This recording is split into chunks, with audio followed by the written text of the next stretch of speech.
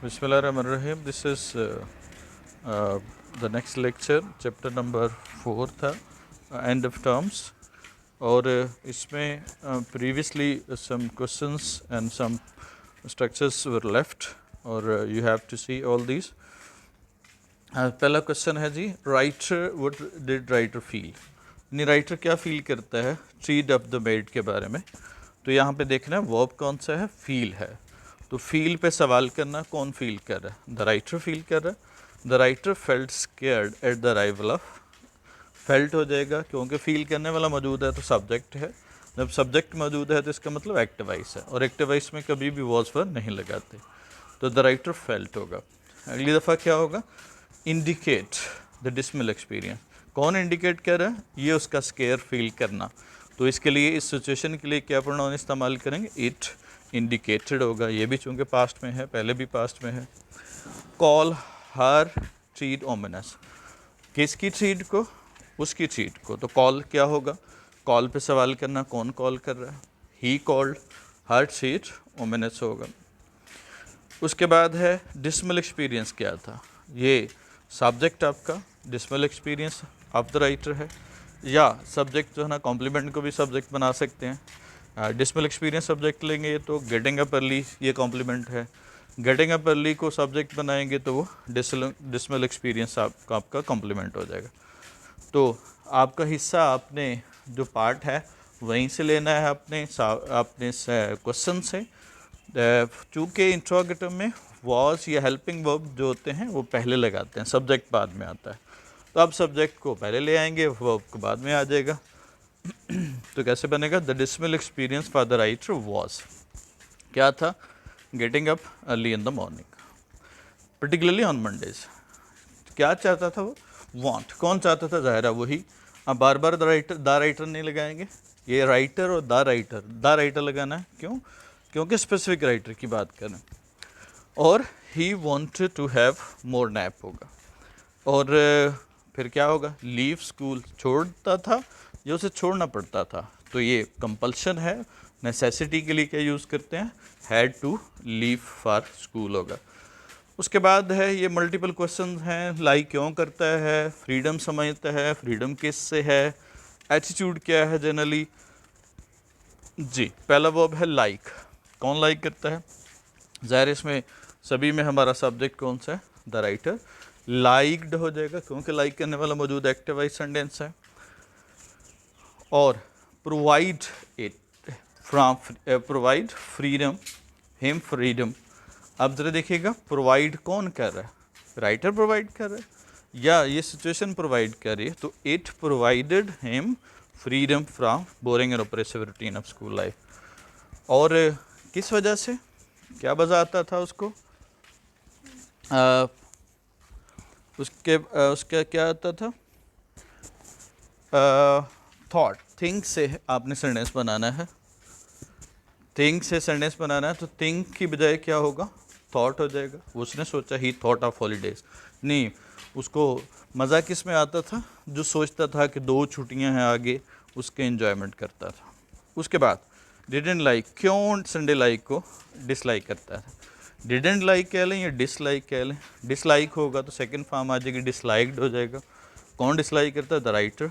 Disliked Sunday night. और क्या होगा, because it was full of threat of Monday morning. उसके बाद क्या होता था, वही गेट अप एंड गो. अब उठता था या उठे जाना पड़ता था, तो ज़्यादा सूटेबल होगा ही हैड टू. जो पास्ट में कोई काम करना था तो had to get up and go to the school हो गया. उसके बाद है जी, best night of the week क्या थी. कौन सी, हमारा सब्जेक्ट क्या है, the best night of the week. तो क्या बनेगा sentence, the best night of the week was Friday night. और क्यों, वो सोचा करता था उसके बारे में कि ये 2 छुट्टियां हैं आगे. ही thought about 2 holidays lying ahead. अब ये प्रोनाउन में एग्रीमेंट देखना है हमने, किस तरह से एग्रीमेंट करते हैं. अब जब किसी सेंटेंस में पॉजिटिवली बात की हो, मॉरली अच्छी बात की हो, तो इंग्लिश में 2 तरह की तरतीब होती है. अच्छी बात हो तो 2 3 1, 2 से मुराद सेकंड पर्सन, 3 से मुराद थर्ड पर्सन और 1 से मुराद फर्स्ट पर्सन है। और अब इसकी तरतीब क्या होगी, अहमद कौन सा है, थर्ड पर्सन है, यू सेकंड है और आई फर्स्ट है। तो तरतीब लगाएंगे तो क्या बन जाएगा, पहले सेकंड यू, फिर थर्ड अहमद और फिर first I, are friends. Friends अच्छी बात है, तो क्या होगा, ये तरतीब होगी। इसी तरह से you, Ellie and I are working. अब इसमें 2 हैं, तरतीब वही रहेगी 2 3 1, 2 है नहीं, 3 ही एंड आई वर्क टुगेदर। अगर कोई मॉरली बुरी बात जो कॉमनली डिसलाइकेबल है, जो कॉमनली जो ना वो यूनिवर्सली बुरी समझी जाती है, तो उसके लिए हम तरतीब चेंज कर देते हैं। क्या होगा उसमें, आपने देखना है कि इसमें इस तरह से होगा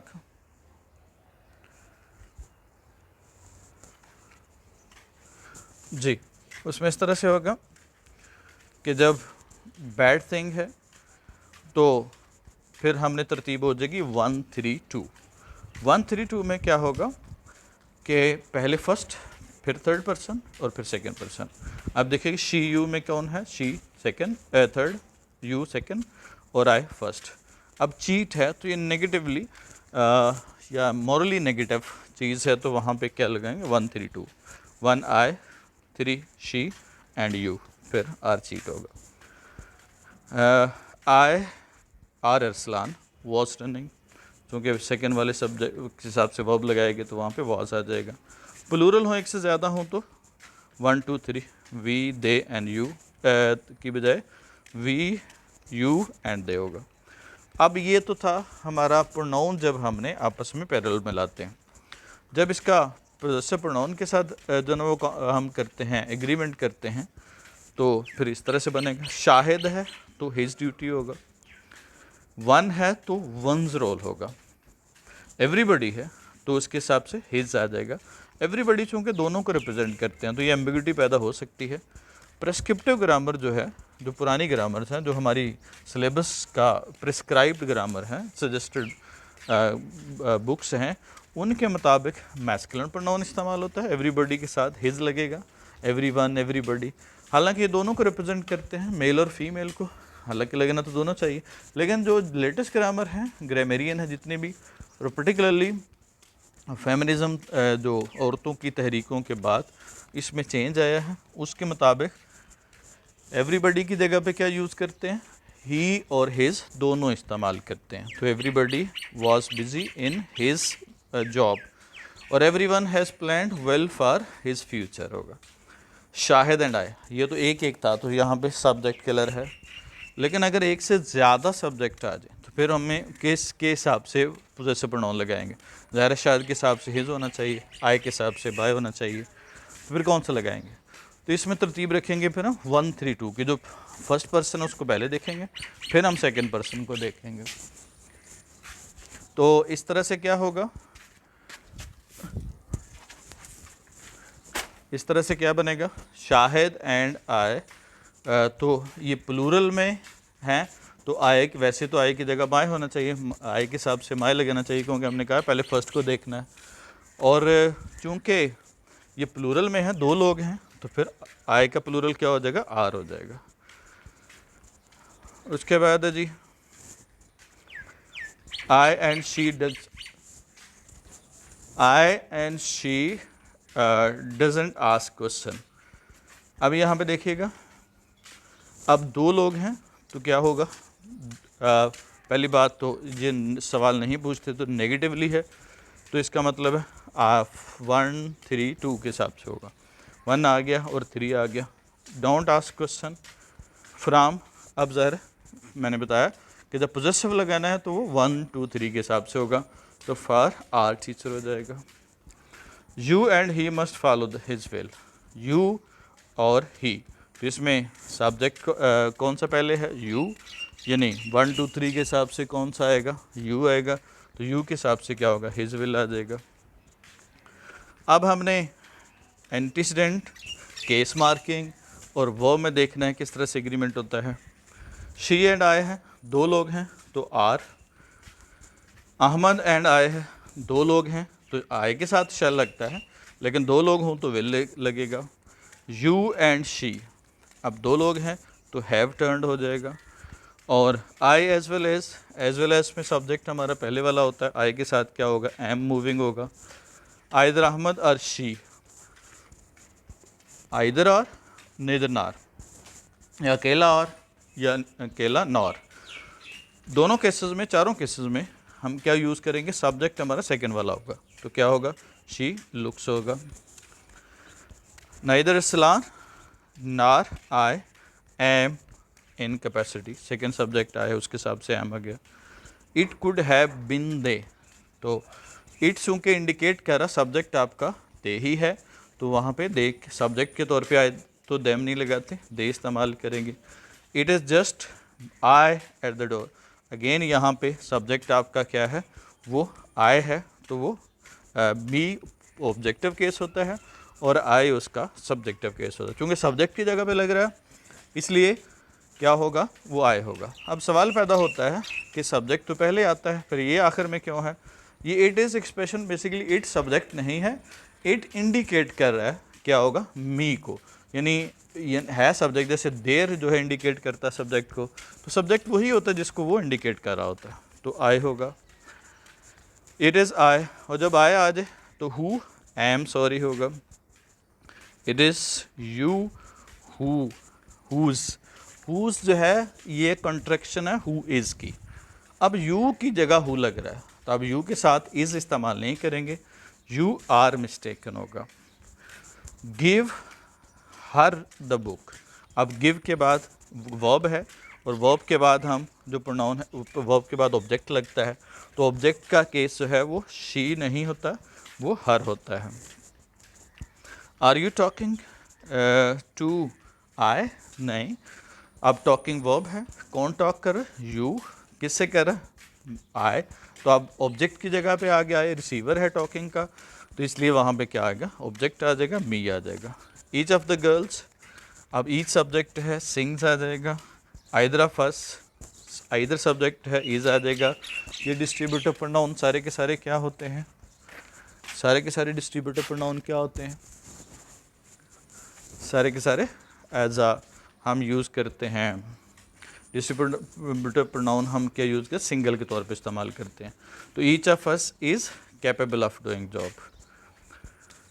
नेक्स्ट वाला है जी, similarly this is progressive. The woman क्या होगा, ईच क्या होगा, गेव हर प्रपोजल या गिव्स हर प्रपोजल।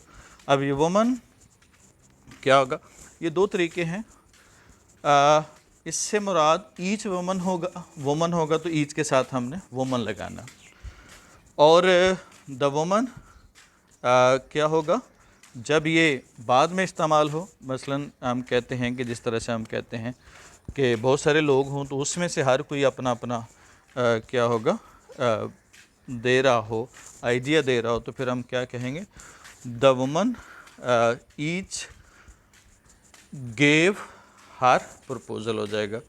इसी तरह से the words are and there each ends हो जाएगा, क्योंकि ईच जो है वो एंड हो रहा है, क्या होगा, उसके साथ इस्तेमाल कर रहे हैं, यानी कि ईच चूँकि सिंगल है, यानी बहुत सारे वर्ड्स हैं और उनमें से ईच है, तो जिस तरह से वुमन में से हर कोई वुमन ज़्यादा है, तो उसमें ईच जो है ना वो एक है।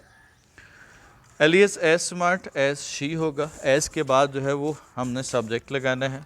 इसकी वजह क्या है कि चूँकि ये स्ट्रक्चर अंडरस्टूड है, Ellie as smart as she is smart, तो ओल्ड इंग्लिश में बाकायदा पूरा सेंटेंस ऐसे लिखा जाता था, एज शी इज़ स्मार्ट, लेकिन बाद में ख़त्म कर दिया गया, उसकी मौजूदगी है लेकिन उसको लिखा नहीं जाता, तो इसलिए चूँकि इज़ स्मार्ट आगे लगेगा तो फिर ज़ाहिर है सब्जेक्ट ही लगना चाहिए, तो ऐसी सूरत में हम एज़ के साथ या दैन के साथ, ये भी इसी तरह से होगा, दैन आए, क्योंकि ये सेंटेंस ऐसे बनता है, Daniel would rather talk to her than I would क्या होगा, टॉक, तो ये उसके साथ जो वुड टॉक के साथ ज़ाहिर है आई ही इस्तेमाल होगा, मी नहीं होगा, क्योंकि सब्जेक्ट की पोजीशन पे है।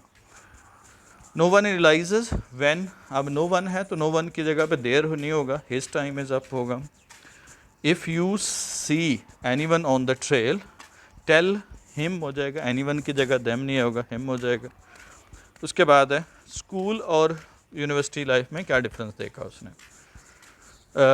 Characterised by oppressive weight of knowledge and long hours of school. ये कौन सी लाइफ है? ज़ाहिर इस पर सवाल करेंगे तो आपको पता चल जाएगा ये स्कूल लाइफ है। अब स्कूल लाइफ क्या होगा? अब किसके हवाले से हम बात करें, हमारे हवाले से बात करें या उसके हवाले से सवाल पूछा है? ज़ाहिर वर्ड डिफरेंट ही फाइंड है, तो इसका मतलब ये हुआ कि हमने राइटर के पर्सपेक्टिव से लिखना है, अपने हिसाब से नहीं लिखेंगे। जनरलाइज बात हो तो हम प्रेजेंट टेंस में लिखते हैं, लेकिन चूंकि ये राइटर के हवाले से है तो क्या होगा, वहाँ पे हमने क्या लिखना है, वो पास्ट टेंस ही इस्तेमाल करेंगे। तो अब किस तरह से हम बनाएंगे? करेक्टराइज बाय, अब किसकी लाइफ, किसकी जो वो लाइफ है, उसकी स्कूल लाइफ है। तो क्या होगा? The writers life was characterized by the school life, right? The writer's school life was characterized by oppressive weight of। और क्या होगा? however, अब बात सिमिलर है या ऑपोजिट की गई है? ऑपोजिट है तो क्या होगा? however he found freedom and limited number of classes in the university। ये दोनों में फ़र्क आ गया, फ्रीडम भी और लिमिटेड नंबर भी। उसके बाद फीलिंग फ्राइडे नाइट को क्या है? क्या है? रोज़ कलर्ड फॉर द राइटर। कौन था रोज़ कलर? रोज़ कलर पे सवाल करें तो ये वर्ब तो नहीं है, ये एडजेक्टिव है, रोज़ कलर्ड। तो इसका मतलब ये किसके बारे में कह रहा है? फ्राइडे नाइट मॉर्निंग के बारे में। तो क्या होगा? Friday morning was rose coloured, वो उसके साथ हम क्या होगा? वाज रोज़ कलर्ड इस्तेमाल करेंगे। उसके बाद है नेक्स्ट वाला देखिएगा, स्पेशल फ्लेवर। क्योंकि स्पेशल फ्लेवर, अब यहाँ पे भी ये वर्ब नहीं है, फ्लेवर जो है ना ये नाउन है। तो क्या होगा? It had special flavour of end of the week, क्योंकि अब एंड ऑफ द वीक आ गया था तो उसका मज़ा होता था उसमें। और उसके बाद क्या करता था? कंसीडर पे सवाल करना। अब चूँकि वर्ब है, फ्लेवर नाउन था, रोज़ कलर्ड एडजेक्टिव था, तो वहाँ पे जहाँ पे एडजेक्टिव है या नाउन है, वहाँ पे चूँकि वर्ब नहीं है तो फिर वहाँ पे सब्जेक्ट के साथ क्या लगेगा? इन्फॉर्मेशन। इन्फॉर्मेशन के लिए क्या होगा? वॉज वर्ब लग सकता है, हैज़, हैव, हैड लग सकता है। पास में ज़्यादा हैड इस्तेमाल करेंगे, और इन्फॉर्मेशन एडजेक्टिव हो तो फिर वॉज वर्ब लगाएंगे। कंसीडर, कौन कंसीडर करता है? ही कंसीडर्ड। कंसीडर पास्ट में है तो कंसीडर्ड हो जाएगा जी। संडे लाइक डिसलाइक क्यों करता है? He dislike Sunday night because it was full of threat of Monday morning. और उसे क्या करना पड़ता था? He had to get up, क्या होगा? And go to the school. Next है जी, अनएक्सपेक्टेड रिस्पाइट्स क्या थी? अचानक उसे कहीं छुट्टी मिल जाती थी, अचानक उसे क्या होगा, मतलब ब्रेक हो जाती थी, अचानक छुट्टियां मिल जाती, उसको अनएक्सपेक्टेड रिस्पाइट्स कहते हैं। तो अनएक्सपेक्टेड रेस्पाइट्स क्या होगा? वर। अब उन क्या लगेंगे? अनएक्सपेक्टेड रेस्पाइट्स का मतलब ब्रेक्स होता है, तो ब्रेक्स कौन थी? अब सब्जेक्ट हमारा अनएक्सपेक्टेड रेस्पाइट्स है। अब रेस्पाइट्स ज़्यादा हैं तो इसके साथ क्या यूज़ करें? वर। तो अनएक्सपेक्टेड रेस्पाइट्स वर क्या लगाएंगे जी? अनएक्सपेक्टेड एंड ओकेजनल हॉलीडेज और ब्रेक्स। और उसके बाद क्या होगा? इन्जॉय। ज़ाहिर इन्जॉय पे सवाल करेंगे, कौन इन्जॉय कर रहा है? The writer enjoyed. किस किस को इन्जॉय करता है? सडन डिसमिस वाला स्कूल, हाफ हॉलीडे, उसके बाद annual mid term holiday, skating holiday, ये सारे के सारे को इन्जॉय करता है। और क्या होगा? Blessed breaks. अब ज़ाहिर है ये वर्ब है या नाउन है? ब्रेक्स ज़ाहिर नाउन है, तो इसका मतलब क्या होगा? यहाँ पे ये वर्ब नहीं लगेगा, यानी कि फॉर्म इस्तेमाल नहीं होगी, तो यहाँ पे किसका इस्तेमाल होगा? या वॉज फॉर का या हैड का। तो क्या होगा? These were the blessed breaks in boring routine of school life. Skating holidays क्या थे? जब हार्ड फ्रॉस्ट हो जाती थी, यानी हार्ड फ्रॉस्ट फिर नाउन है, तो इसका मतलब वहाँ पे क्या होगा? वहाँ पे हम वर्ब इस्तेमाल नहीं हुआ, तो ज़ाहिर सेंटेंस जो ना वर्ब वाला नहीं होगा, इन्फॉर्मेशन वाला होगा। तो क्या होगा? When there was hard frost या there had been hard frost for 7 some days। तो क्या होगा? The writer got the whole holiday. Get है तो वर्ब आ गया, तो अब गेट की कौन सी फॉर्म लगानी, सेकंड फॉर्म गॉट। और ही कॉल्ड, कॉल से, कॉल वर्ब है तो क्या होगा, कौन कॉल कर रहा है, ही कॉल्ड इट, क्या होगा, स्केटिंग हॉलीडेज होगा। और इसके बाद टू बी वर्ब जब हम इस्तेमाल करते हैं तो हम एडजेक्टिव लगाते हैं। जैसे देखिएगा, जैसे यहाँ पे हमने क्या होगा, ही वॉज अमेज्ड एडजेक्टिव है तो टू डिस्कवर होगा। ही वॉज एंक्शियस, जब टू बी वर्ब के बाद एडजेक्टिव लगाते हैं तो इन्फिनेटिव यूज़ करते हैं, टू स्टार्ट होगा। बाउंड क्या होगा, टू द क्लास होगा। I am eager to listen होगा, एंड इन दिस वे। अब ज़रा देखिएगा जी, जो हमने पीछे क्वेश्चन उसके कुछ कर भी लिए हैं, उसके मज़ीद जनाब देखिएगा, इसका टेक्स्ट है। Sometime there were unexpected respites, बाज़ गैर मुतवक्के ब्रेक्स आ जाती थी, अनएक्सपेक्टेड। आ हाफ हॉलीडे होती थी ड्यू टू फुटबॉल मैच, और to which some unforeseen circumstance, unpredicted, अचानक से कोई क्या हो जाता था, कोई छुट्टी आ जाती थी, ऐसे हालात पैदा हो जाते थे, सर्कमस्टांस होते थे। He had created caused him to be cancelled the proceeding Sunday, तो बाद आने वाला क्या होगा संडे वो कैंसिल हो जाता था। आर द सडन डिसमिसल वाला स्कूल एन आवर और टू बिफोर, अब ये मुख्तलिफ रिस्पाइट्स को बता रहा है, 1 या 2 घंटे पहले स्कूल से पहले वो बंद हो जाता था, यानी छुट्टी से टाइम से पहले जो फिक्स टाइम होता था उससे 1-2 घंटे पहले बंद हो जाता था। Because of the some unexpected crisis, क्या होगा, सेलिब्रेशन, कोई तकरीब होती या कोई अनएक्सपेक्टेड क्राइसिस आ जाता, मसला हो जाता, ट्रेजिडी हो जाती। But there were far and few between, ये कभी कभार होता था, सेल्डम होता था। वंस क्या होगा, term we had the annual mid term holiday, annual mid term holiday मिलती थी, मंडे का ऑफ मिल जाता था, यानी सैटरडे संडे पहले ऑफ होता था, एक मंडे का ऑफ मिल गया। Which made a luxuriously long weekend, काफ़ी हद तक जो है वो लंबा वीकेंड बना देता था। लग्जरियसली यहाँ पे लॉन्ग की मीनिंग में इजाफा कर रहा है, जो एडवर्ब है, लॉन्ग एडजेक्टिव है तो लग्जरियसली एडवर्ब होगा। तो काफ़ी लंबा सा वीकेंड बन जाता था, और फिर क्या होता था, लग्जरियसली लॉन्ग वीकेंड होगा। उसके बाद है and but it seems to go, seem to go, लेकिन ये ऐसे ही गुजर जाते थे एज ऑर्डनरी वीकेंड, जिस तरह से आम वीकेंड गुजरते, एक दिन से फ़र्क नहीं पड़ता था। सीम को अंडरलाइन कीजिएगा, सीम के बाद हमने क्या यूज़ करना है, इन्फिनेटिव इस्तेमाल करना। सीम के बाद एडजेक्टिव भी लग सकता है, सीम के बाद क्या यूज़ करेंगे, क्या होगा, इन्फिनेटिव इस्तेमाल करेंगे। जी नहीं, वर्ब आएगा तो इन्फिनेटिव होगा, और अगर क्या होगा, एडजेक्टिव है तो फिर एडजेक्टिव भी इस्तेमाल हो सकता, जैसे ही सीम्ड कॉन्शियस, ही सीम्ड सैड, तो ये एडजेक्टिव्स हैं। और ही सीम्ड गो नहीं होगा, ही सीम्ड टू गो होगा। एंड ओकेजनली इन विंटर, और कभी कभार, ओकेजनली मीन कभी कभार, ये भी रूटीन को शो कर रहा है, तो इसमें भी हमने प्रेजेंट टेंस लगाना है। If there had been a continuous hard frost for some days, अगर ज़्यादा दिन तक हार्ड फ्रॉस्ट रहती, यानी कोहर पड़ती, जिसको कोहरा कहते हैं पंजाबी में, फॉर सम डेज। अब देखें यहाँ पे फॉर सम डेज है तो क्या यूज़ करेंगे, फिर हैड बिन का इस्तेमाल करेंगे। जैसे हमने क्वेश्चन में भी देखा पीछे कि वहाँ पे क्या यूज़ किया था, हैड बिन इस्तेमाल किया था, क्योंकि फॉर सम डेज है तो जब टाइम सिंस फॉर आ जाए तो फिर परफेक्ट टेंस इस्तेमाल करते हैं। We get a whole holiday, whole days skating holiday. Skating से मतलब स्लिपिंग, स्लाइडिंग करना, जो बच्चे जो है ना वो कीचड़ में जो है ना वो क्या करते हैं, स्लाइडिंग करते हैं, तो इस तरह से वो स्लाइडिंग करते थे। और उसके बाद क्या, these were the blessed breaks, बड़े ही मज़े के जो ना ब्रेक्स होती थी, वक्फे आते थे, और ब्लेसड से मुराद प्लेजेंट। और उसके बाद क्या था, not of course comparable to holidays we get at Christmas and Easter, Easter पे मिलने वाली हॉलीडेज से मुख्तलिफ होती थी, वो ज़्यादा होती थी। 3 weeks each in school life, हर 3 हफ्ते हर जो है अर्ली स्कूल लाइफ में मिलती थी, जो कि but surgically reduce to fortnight, फिर 2 हफ्ते तक रहेगी। और and then if my collection is not misleading me, अगर मेरी याददाश्त गलत नहीं बता रही, टू ओनली 10 डेज तक रहेगी।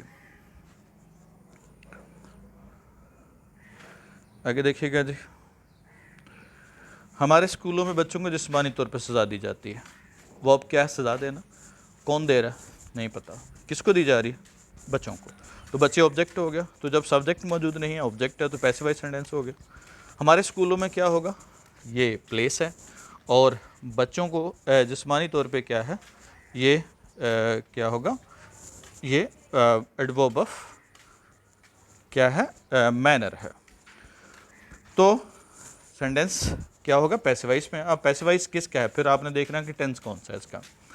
टेंस आपने देखा पास्ट प्रेजेंट फ्यूचर, प्रेजेंट क्या है, प्रेजेंट में आगे देखना है कि रूटीन में है, कंटिन्यूस है या परफेक्ट है।